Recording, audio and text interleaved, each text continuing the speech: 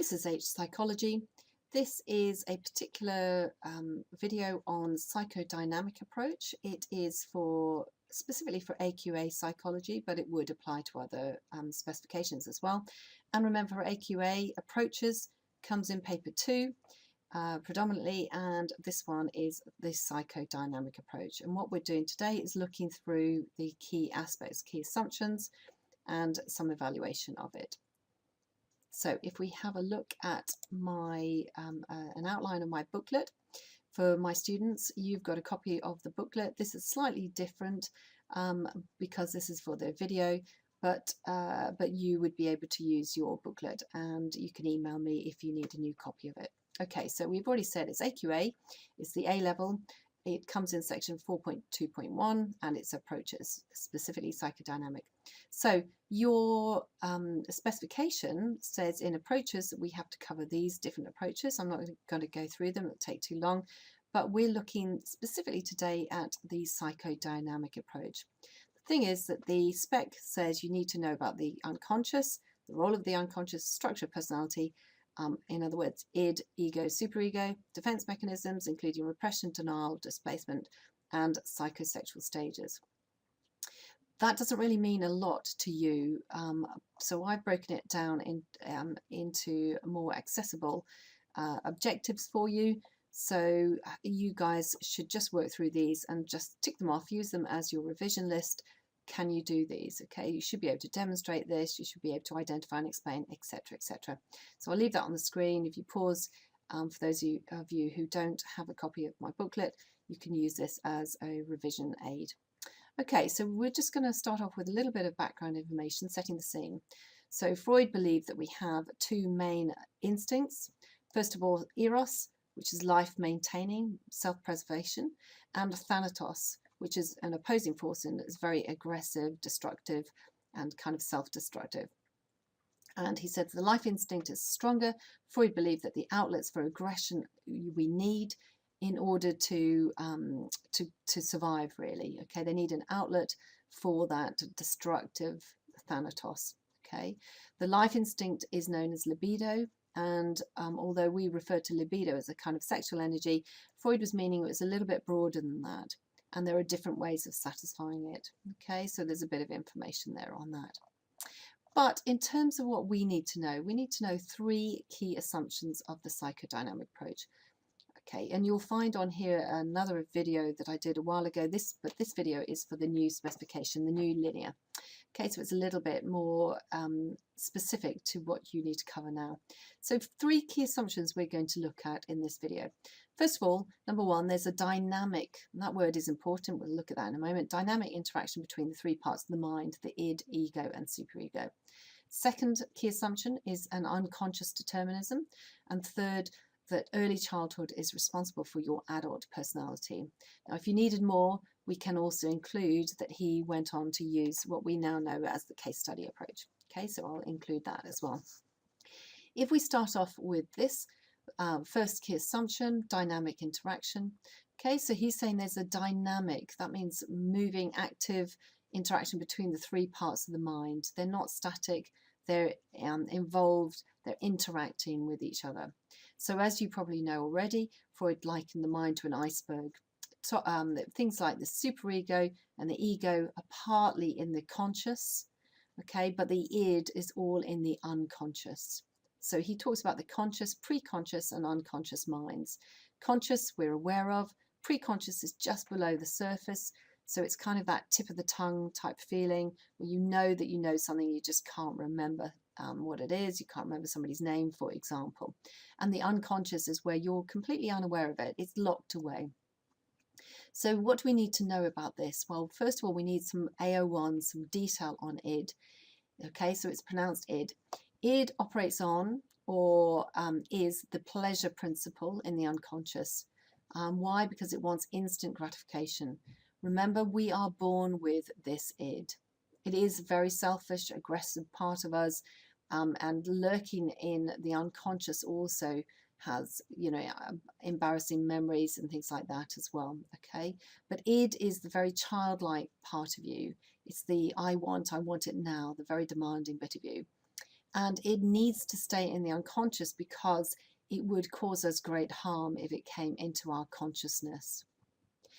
Ego, Freud says, and different books will say slightly different things, but really from about the age of 2, ego operates on the reality principle, and ego can satisfy the id, but only when it avoids danger. And ego is trying to create a balance between the id and the superego. We'll talk more about that in a moment.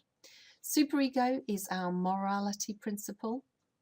So really it depends on different texts, but we would say from 3 years old at the earliest. Superego is developed in the phallic stage.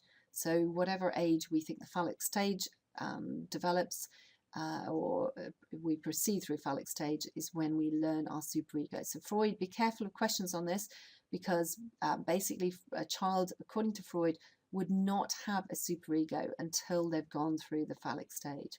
So it acts on the morality principle. It consists of 2 things, the ego ideal and the conscience. Ego ideal is the bit that rewards you when you do something nice, something good for somebody else, for example, and conscience is the bit that punishes you when you do or you say bad things.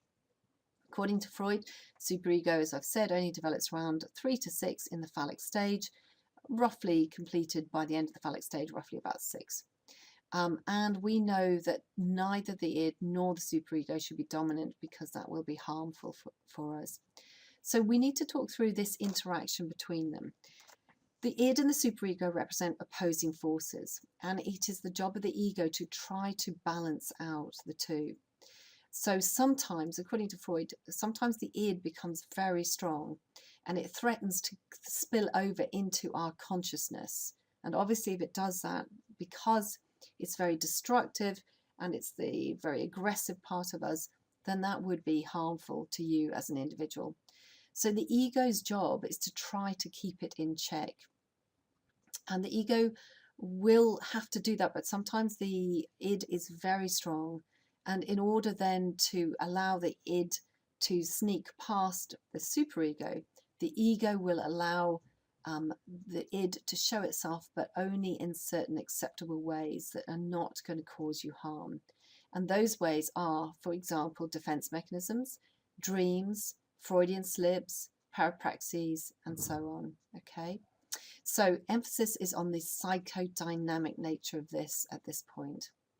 Now, I've put up here a little exam question, outline what Freud means by the id and explain why it comes into conflict with ego.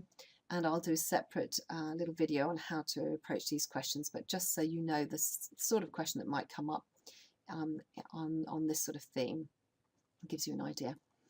Okay, going on. Second key assumption is the unconscious determinism. Remember that determinism, definition for you, means that something internal or external drives or shapes our behavior rather than our own free will.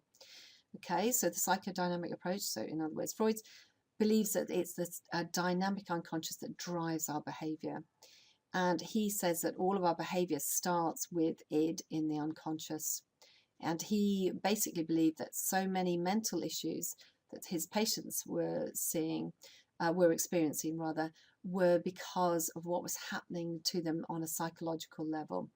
Okay, so for example, things that have been caused in childhood experience that they had repressed, they'd pushed down into the unconscious. And we talk about the latent and the manifest actions here. So latent are the hidden feelings. He says they don't disappear.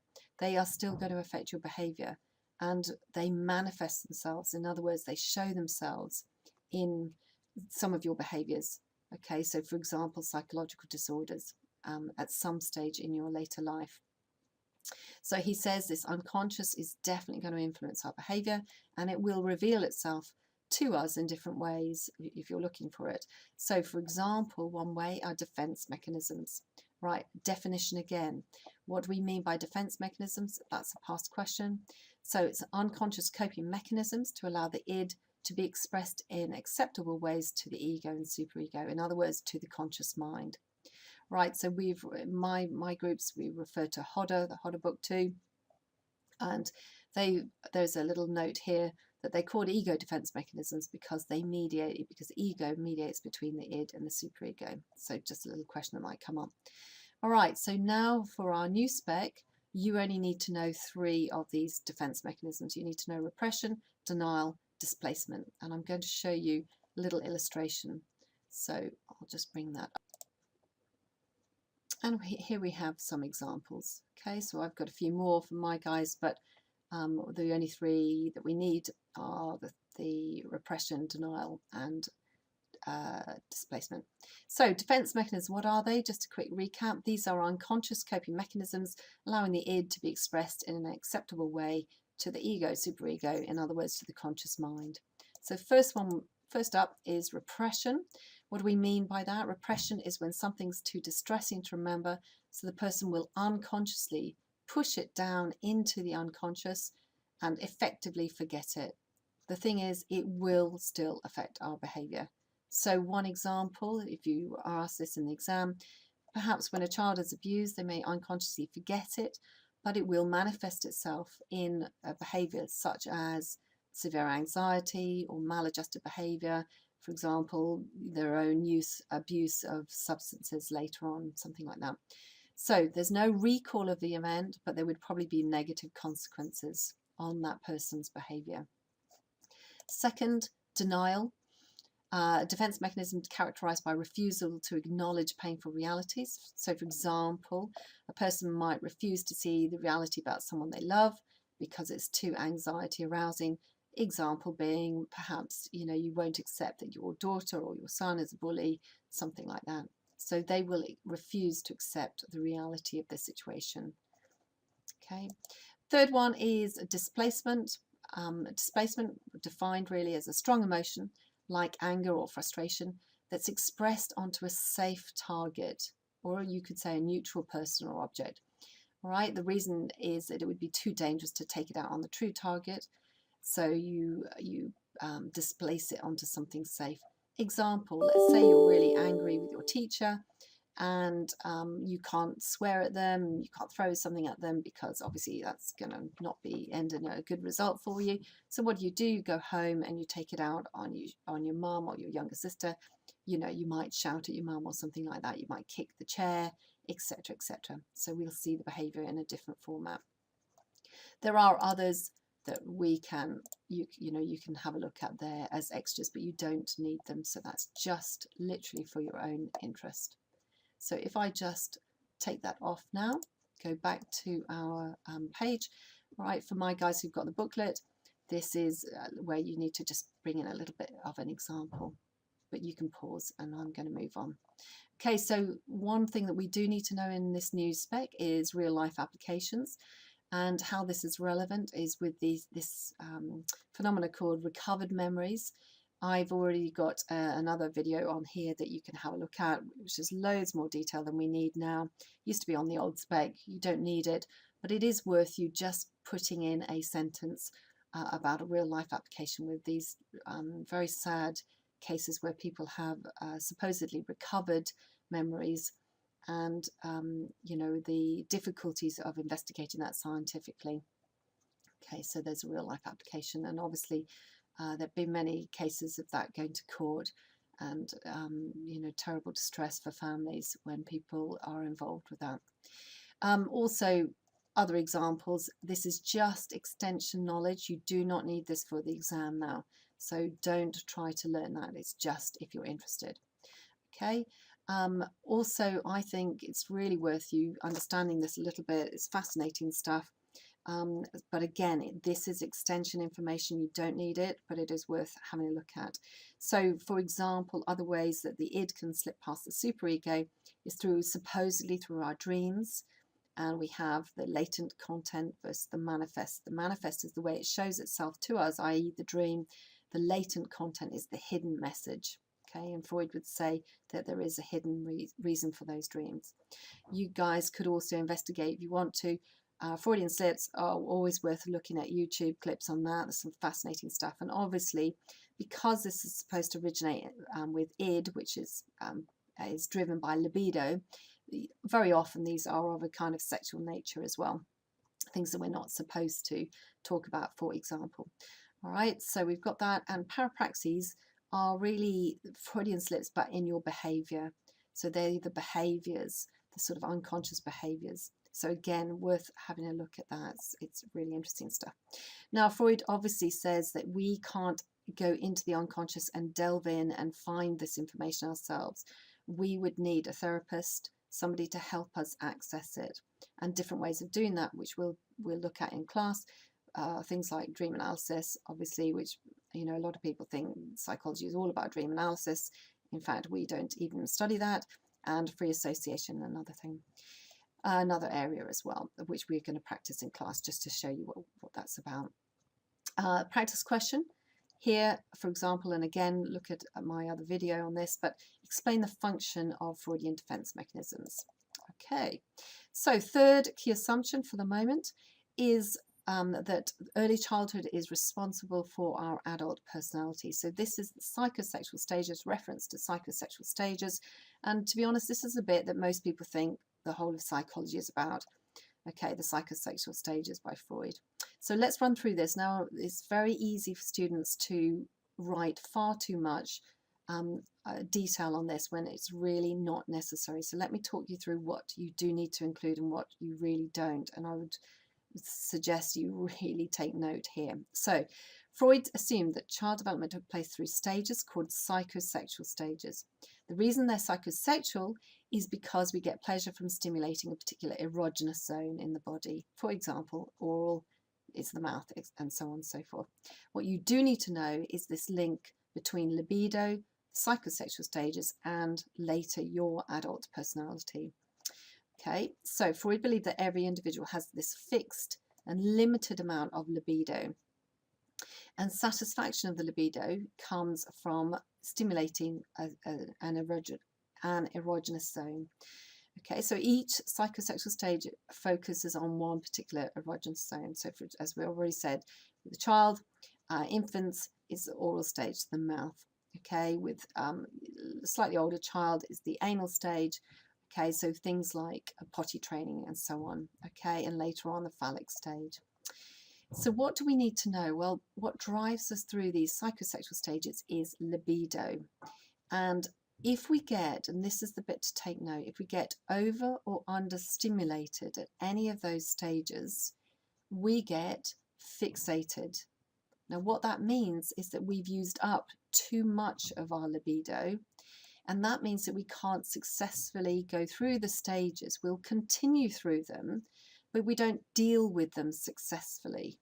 Okay, so we end up getting fixated at a particular stage, and that will determine our adult personality. So, for example, if we get over or under stimulated at the oral stage, then we end up with an oral personality. If it's at the anal stage, we end up with an anal personality, and I'll show you in a minute what that means. So key here, libido determines which stage we get fixated at, and that will determine our adult personality. Okay, now key also, there are actually 5 psychosexual stages, but we only really need to focus on the first 3 because those are the ones that deal with our adult personality.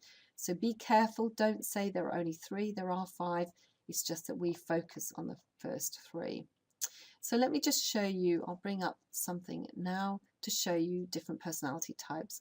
I've referred here for my guys, there are plenty of materials for you to find other sources on oral, anal, but we just need a very brief summary. Here it is. Okay, so here again, we don't need loads of information on this. It's just to be able to illustrate, just give an example, that's all. Okay, so if you are orally receptive, you're very trusting, dependent on others, and that, you know, you have been fixated at oral stage. Orally aggressive, you're aggressive and dominating.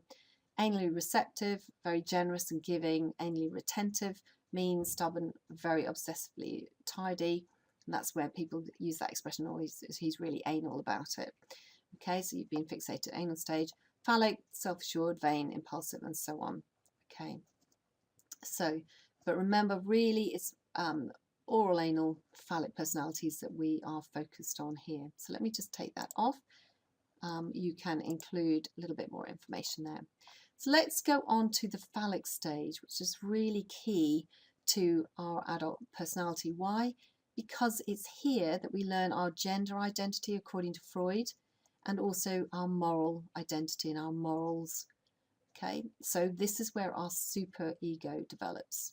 So remember, oral stage roughly up to about 1 to 2, anal 2 to 3, phallic roughly 4 to 6, but you will see slightly different versions in different texts, which isn't particularly helpful, but there we go. Phallic stage, approximately 4 to 6 years. Right, be careful. The bits in bold are the bits that you need to refer to, but do not describe this whole process unless they ask you to describe it, and it's very unlikely now that they will. So what do we need to know? A little bit of background info, but we'll talk about the key bits. So if he's a boy, the boy will go through something called the Oedipus complex. That is just for boys. For girls, it's called the Electra complex.